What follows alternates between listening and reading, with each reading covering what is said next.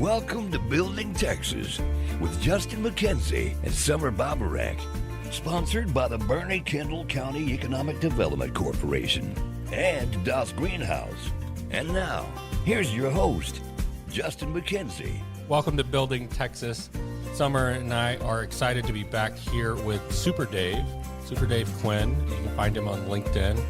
And he's going to tell his story, why he is Super Dave, and why is he in Boerne, Texas today. Summer, we're just coming off of speaking as panelist on the Kendall County Economic Summit stage. I think we did a good job. Yeah, I think we always do a good job, Justin, when we speak. I find it interesting that people keep asking us to do it, but I thought we did pretty good today. We enjoyed the opportunity of sharing what Kendall County is doing to a room of about 250 people and really highlighting the great synergy that we have around the ecosystem, the infrastructure that's coming in, and how are we balancing growth. So if you have seen those articles, or if you want to know more, please check out the San Antonio Business Journal and look for articles about the Kendall County Economic Summit. Yeah, it was a great event today. So let's turn to Super Dave. You're not here from Boerne, but you came in today for the event. How would people know you? How do you get a name like Super Dave? I get that question a lot, and which is part of why I do it, right? So I'm an economic development professional, certified economic developer. I run Day One Experts and the Texas Economic Development Connection. Super Dave actually came from my time as an Aggie bus driver. I was pretty interested in getting to know people because if people knew who you were, they invited you to parties. And as a bus driver, you get to see a lot of people, but they might not know you. They just get on and head down. But if you talk to them, chat them up, and then they remember your name, you could knock on their door and somebody in there would say, "Oh, it's Super Dave the bus driver, let him in." So it started out as a way to get, free beer in college, personal branding before it was a thing.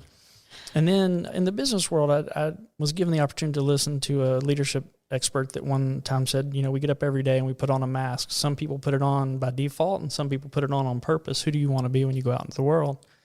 And so we went through this process and I said, I want to be Super Dave. I want to be known and I want to be a difference maker. And so, I put that out there, and when I show up, I can't afford to not show up as Super Dave. I can't show up with a bad attitude. I can't be frustrated or angry or tired. I have to show up and be Super Dave. And so it's kind of a way for me, an affirmation in a way. When people call that and say that to me, it's a reminder that's who I am and to be a difference maker in the world. So that's kind of why Super Dave works. And plus, there's a lot of Dave Quinns in the world, but there's only one Super Dave Quinn. So if you Google that, I own that. There's a hockey guy coach that's Dave Quinn, and then there's another writer for, I can't remember what magazine, but he writes about housewives, Real Housewives.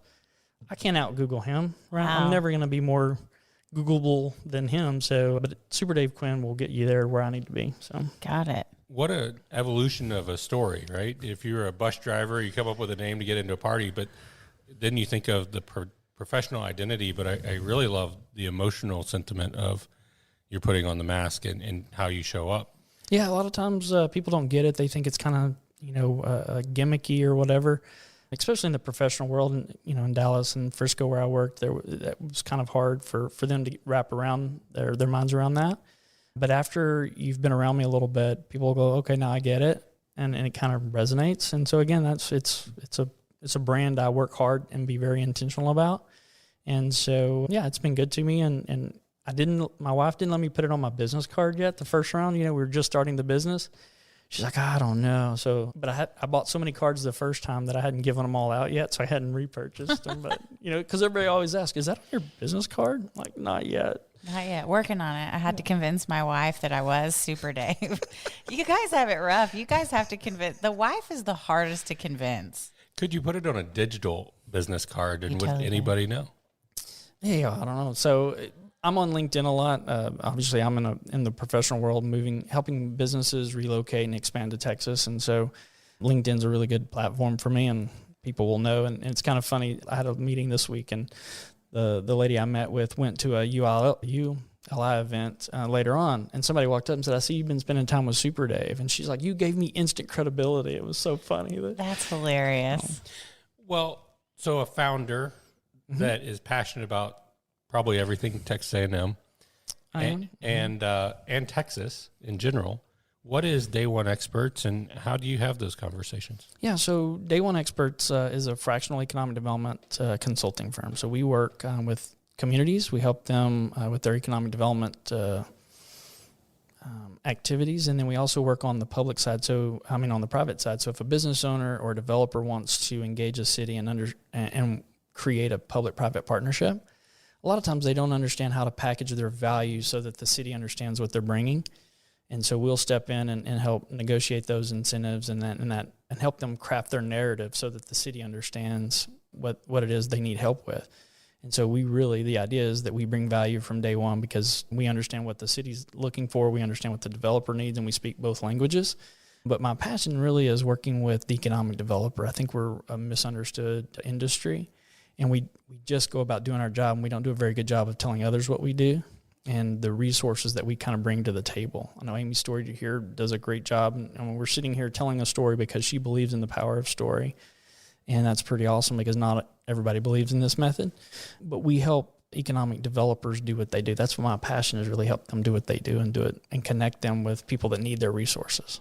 You're listening to Building Texas on Boerne Radio 103.9 FM. Summer and I are here with Super Dave. And I like that story. It really is a complex market when someone's moving into a new community or the community saying, we need more growth in this. How can we attract these type of businesses? And I think that's where we find ourselves coming out of the event this morning.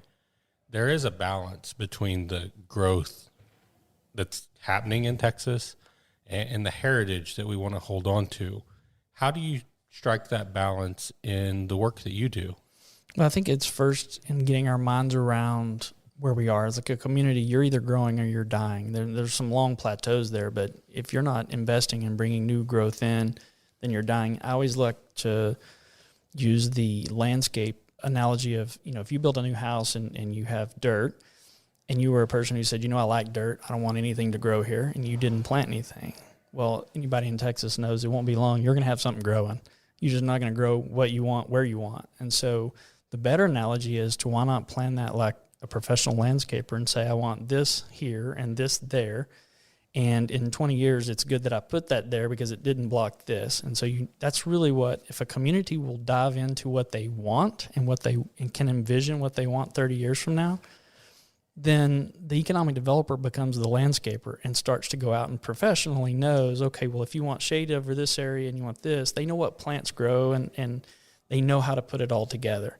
And that's a better way of thinking. That's a mind shift that people have to make. And unfortunately, some towns don't make that, and they get kind of bowled over.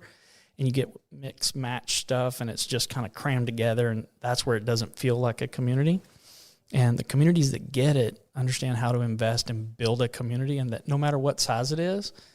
I mean, in Frisco, when I moved there, it was 150,000 people, yet some of the people in the Facebook pages were saying, hey, you're going to ruin our small town. They're at 150,000 people. That hadn't been a small town in a decade or more. And so really what it is a city that invested in creating these moments of connection and community and bringing people together around whether it's the library or it's the historic society or it's landscaping and gardening. They found ways to invest in these pockets of communities to bring people in. And so that's kind of my message, I guess, when I go into communities, is try to help them find who it is they want to be. It's easy to say we don't want stuff. That's the easy part. My wife is really good at saying what she doesn't want, but ask her what she wants for dinner, totally different. Yeah, and I think to borrow a line from the event this morning, growth either happens to you or for you. That was a great line. That was a fantastic line this morning. I think that was Tommy Matthews that said that, so I'm going to give him credit. But yeah, I think it's so helpful to conceptualize that, I think, to a community like Boerne, like many small towns in Texas, because to your point, you do want people coming there. Maybe you don't want everybody coming there all the time to live, but you do need to attract people in. And so I appreciate what you said about, and if I'm not understanding it correctly, but basically it sounds like you're a force multiplier for some of these small EDCs. And I think they need that, because I don't think that a lot of these small communities have the talent that we're lucky to have here in Amy's story in the EDC, but a lot of them don't have that. Maybe it's just one person and they need, how do you go reach people that aren't in your community to tell them to come to your community? Yeah. So they have a great story. Economic development is three things. One, it's creating infrastructure for your community to grow. 2 is telling people that you have infrastructure, and 3, connecting them to that infrastructure. Cities are really good at building the infrastructure and creating an infrastructure. I don't mean street, water, and sewer. That's part of it. But it's good schools, it's utilities, it's all of the things. It's the community events. But then they don't go tell anybody. They put it on their website. They might put it in their social media, but they have a very limited reach a lot of times. And so what we do is take those stories and amplify it across to a target market. Our particular target audience is small to medium-sized businesses that are generally run by the founder, and the founder is not hiring a real estate professional or not using a site consultant. They're just trying to figure out how to move their families, and it's not just their business. So you have a small business owner in California. For whatever reason, he's reached a limit that he needs to move in order to grow. Well, it's not a simple logistics. Do you have a building? Do you have the workers? It's, I got to convince my wife, my spouse, my top 3 employees to bring their families to Texas, and they've never set foot in the state. So they've got to find a quality of life. You're selling, your pitch is a lot different to that type of owner. And that comes back to stories. They've got to hear that other business owners have done it and thrived in that. I had a podcast that I recorded yesterday, and the gentleman moved. He was here from England, and he was talking about, his kids. Can you imagine bringing your 8th grader and a college kid or going into college to Texas from England and throwing them out there, and like, what is that going to be like, and how hard that would have been? I can't imagine it. I left Boerne and got dropped into a small town in Germany when my dad's business moved to Europe. Oh, man. And what a story. But equally, when I came back to Boerne 6 years later and dropped into a new community, it's so vastly different.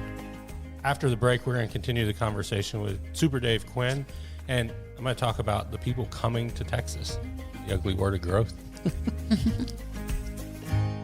This is Amy Story with the Boerne-Kendall County Economic Development Corporation. Join us on Tuesday, October 24th for Kendall County's first Economic Summit at the Bevy Hotel for this half-day event to learn more about the businesses and opportunities here in Kendall County. This event is being brought to you by the San Antonio Business Journal and the Boerne-Kendall County Economic Development Corporation. Sponsorships are still available, and individual tickets can be purchased through the San Antonio Business Journal or online at the BKC EDC website. That's www.bkcedc.com. You don't want to miss this opportunity to hear from local business leaders as well as representatives from the City of Boerne and Kendall County. Panel discussions include infrastructure planning and hear from the people and entities involved in the creation of our entrepreneurial ecosystem. Get your tickets before the event sells out.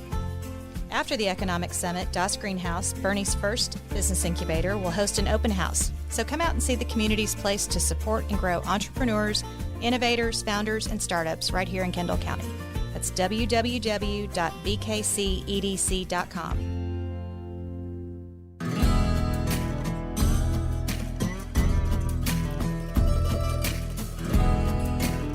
Welcome back to Building Texas. Summer and I are thrilled to be sitting here with Super Dave Quinn. We're so excited, we're knocking the walls over. Done. Before the break, we were talking about people coming to Texas and making a decision to grow their business or to uproot their family and move them here. We know Texas is attracting people, but we also know some of these communities that we talked about before the break, they don't necessarily want the growth, or they're scared of the growth. They don't understand a long-term vision. How do you balance the people wanting to be in Texas versus the people wanting to close the door? Man, it is a challenge, because a lot of times the people that are trying to close the door are the people that just came in. Yeah. That gets really interesting. One of the reasons we exist is that a lot of economic developers approached me and were saying, look, we're not chasing the big corporate. Like, I can't go out and get a 500-person manufacturing to come into town. My other businesses will kill me. But we don't want to stop doing economic development. What we're looking for is, the smaller 15 to 20s to 30s, or, maybe even up to 100 or whatever. And so that's who we focus on. And it's pretty interesting. I mean, that has allowed some economic developers who wouldn't normally do business attraction, because their community is saying no more. It allows them to sneak people in the door and not rock the boat too much, right? You bring 15 people in, the community can absorb that. It doesn't put a tremendous amount of pressure on the school district. It doesn't hurt the other employers too much. It doesn't hurt the housing market too much. That's one of the big issues that we're seeing across the state is just housing.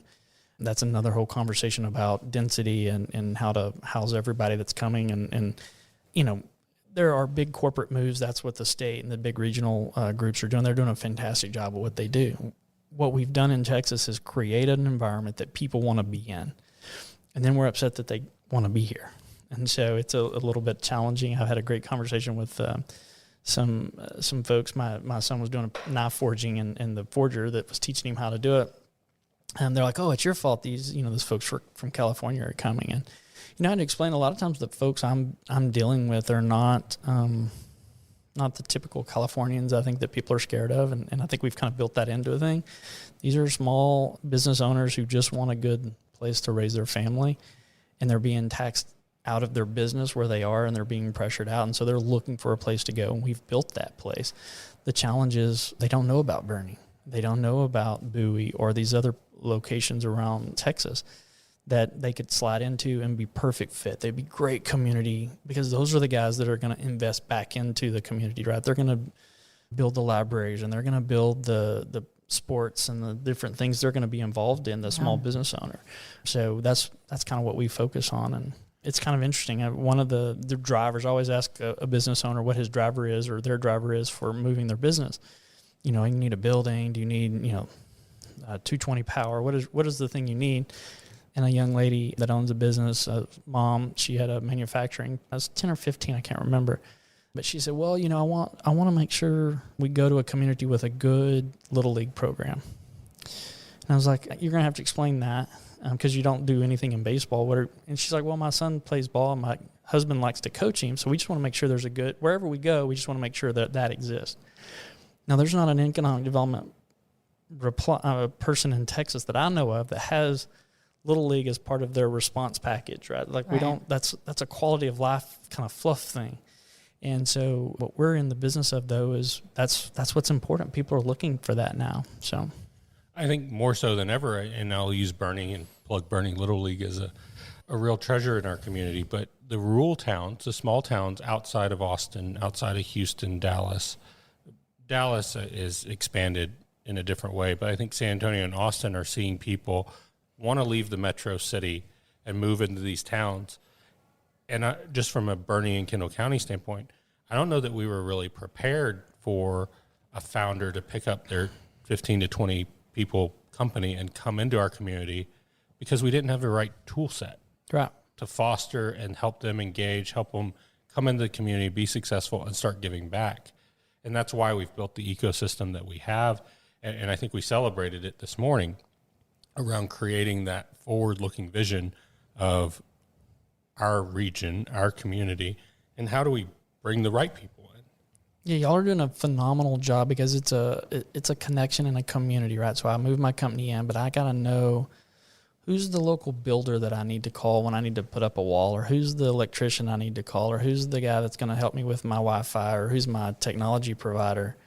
You guys make that, you simplify that for people, right? They're coming in. And beyond that, you think about the trailing spouse or the person, like in my case, whenever we moved, I only thought about the business side, right? Like I went from Bastrop EDC to Frisco EDC. Well, I plugged right in and I had a whole community and I had my job. But my wife had to figure out, where do I get my kid's haircut? Where does she get her haircut? Mm-hmm. What about the dentist and the doctor? And there's all these little things that I think a community can do to help make that path a lot. Yes, find them a building. Yes, find them or not find them incentives, whatever. But get them plugged into the community and find resources that they need, not just from a company standpoint, but from a family standpoint. Absolutely. I this analogy keeps coming into my mind, but I think about it like, with my company, we're a small startup. We're going to have to make some hires after we raise a round. We can't afford to go hire a really great headhunter and, pay big salary and whatever. And it sounds to me like you're that guy for the small communities that aren't going out to recruit the Walmarts of the world or the Amazon warehouses or whatever they may be, these monster companies. The communities that you're serving are asking you to go headhunt, go find me this guy who's doing this thing or this gal who's doing this thing, and max, 20 to 30 employees. And I mean, what a luxury. what a luxury for a community to be able to have something like that. Because to your point, you know, oh man, I always find myself running into San Antonio to, I don't know, go get, you know, alterations done. Man, if we only had a really great alterations company here, you know, well, heck, you know, we can find one of those. So I think that's a really, I think it's an important analogy, because I don't think I've ever thought of it like that until hearing you talk about it. Going and cherry picking the companies that you want to see in your community, that you want to serve your community with the type of people that you want to be a part of your community. And that's so important. Yeah, most economic development organizations, especially smaller ones, just don't have the resources to do that. And you can't, it sounds very easy, but it's really expensive and really hard. But when you fractionalize that cost over a number of communities, it gets manageable. And so, for example, we're going late November, early December, we'll be in Japan and Taiwan. Now you may be thinking, you know, well, I don't have the money to go and do that. That's fine. We're going to show up so you don't have to. What we want to do is generate the small companies. Again, we're looking for those smaller companies that don't have the big real estate companies to move their whole Samsung production, right? But who's going to feed that? And maybe it's not the second tier. Maybe it's a third tier that provides to the second tier that provides to Samsung, which would be a perfect fit in certain communities. Right. So those are the, you know, we go shake the trees, and when it falls out, then we help direct it. But it is a competitive landscape. When I talk at the Angel Network, I talk about, as a network, we're competing for deal flow. We want the right deals, the best deals. We want to see all of them, and through diligence decide who's going to be a fit for our investment community. The same is what I think of for economic development, in that Boerne has to position itself for somebody like you to say, hey, I know what's going on in Boerne. I know they're doing this great entrepreneurial work, and that sounds like it would be something you as a founder would enjoy. That, in my mind, makes us more competitive than the community that hasn't done this yet. Yeah, so for sure. So one of the reasons that I travel like I do, one of the reasons I got on the plane, and shout out to Southwest for getting me here today, is that I wanted to come and understand what it is. What vibe does Boerne have? What do you have going on? And every time I do that, it's knowledge I can take back. So when a founder calls and they're looking and they want to be in the San Antonio region, but they may need these resources, I now know that your community has this. And I would say, maybe check that out. Now, I don't direct them and say, you have to be here, or you have to be there. But knowing the landscape, if you're a certain business, I know that you don't belong in Dumas, Texas. There are certain businesses that don't belong in Boerne that do belong in Dumas. That's part of my role, is knowing who needs to be where or would be a good fit, Right. and giving them multiple options that might be a good fit, Right. and then helping them connect with the economic developer. It's on the economic developer to sell their community. I can't be an expert in everything, but I have a good idea, and it kind of takes out, you don't need to talk to these 15 or 20, they don't have what you need. These are the folks that are going to meet what you have. And so that's kind of my role and what I love to do. So, well, it's fun to be able to show, and why we like the podcast format. We can have a longer form conversation to highlight what we're doing really well, and to celebrate the work of Amy and other people in our community that are really making it visible, because it is a competitive space. We talk about growth versus anti-growth, but it's really the exportation of talent that we suffer. We have a lot of great students coming out of our school system. We have a lot of great retirees that say, I need a second career. I'm ready to do something different. When we can blend a solution for both sides of that spectrum, we're doing it right, and we're retaining a lot of business too. So how do you work in the retention of business with the fractional role? Yeah, so one of the things that we do is the Gone to Texas podcast, where we allow the communities point us in a direction, and we interview their local business who has grown a business or relocated a business to their community, and it's through that story that they can use for attraction. But what that also does is give the community a chance to give that person some time in the limelight and feel the love. Mm-hmm. And what it does kind of secondary, would always invite the economic developer to come and sit with me when I'm doing the interview. Some do and some don't.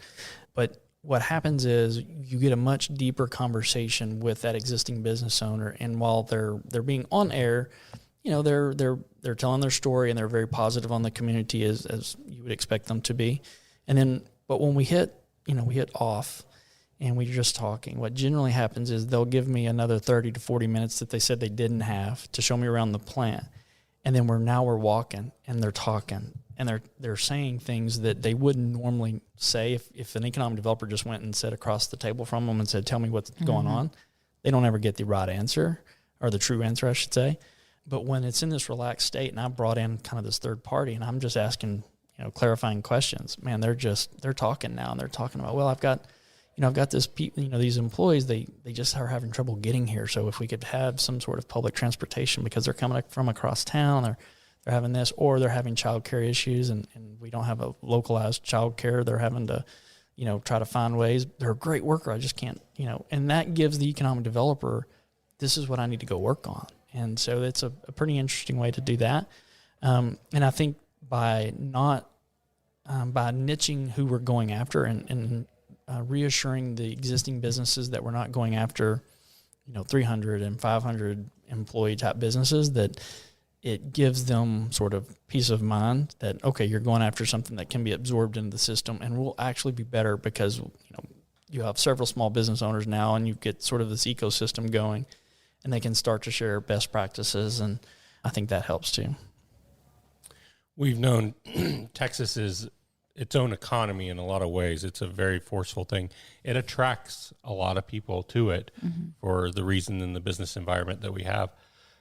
But these communities, and I think the pandemic really kicked off the move from metro to rural, and that balance is really important, and we're continuing to see it. And I appreciate this morning, we take it all the way back to the school system. Yeah. Start early, helping people see that there's so many opportunities. My biggest fear is in a small town, somebody sees that this is what everybody does, and that's immediately what they're going to do the rest of their life, instead of having a diverse view of, wow, there's so many different ways to make money and to build a career. And in our community, we have all of these things. And it's really telling the story, making it visible, and encouraging kids and adults to say there's something other than what my parents did. Yeah. Or what I see these people doing that I can go out and pursue. Now, we live in a fantastic world now where, if you can think about it, you can make it happen. We're not tethered to one location necessarily. You can really work from anywhere and do just about anything you want. You just have to, again, I think it comes back to deciding, this is what I want, right? Well, Super Dave Quinn, it's been a pleasure to visit with you today. We will encourage people to check out the Gone to Texas podcast. And then we can't wait to have you back in Boerne helping us build Texas. Well, man, I thank you. Appreciate Summer and you giving me the opportunity. Love to share the story, and congratulations on the work you're doing here. It's phenomenal. Thank you. Every week you'll learn more about what's being built so that you can understand the vision, find helpful resources, and know how to get involved. This is Building Texas, where we sit down with the most interesting people who are making an impact locally and statewide. Join us every Saturday at 9:30 right here on Boerne Radio. This is Justin McKenzie from Building Texas. Today's segment is brought to you by Das Greenhouse. Das Greenhouse is a business incubator launched here in Boerne to serve our local community. Das Greenhouse is a place where you can come to grow your idea. Our goal is to make Boerne accessible to people who are looking to grow a business, expand a business, or learn more about what's out there in their community and get involved. Visit us at dasgreenhouse.org or come visit us at 7 Upper Balcones Road, Boerne, Texas. Das Greenhouse. Boerne Radio 103.9 FM. Now let's head over to the Patrick Heath Public Library with Miss Constance for Children's Story Time. As the Patrick Heath Library is open today from 10 to 4, this is Boerne Radio.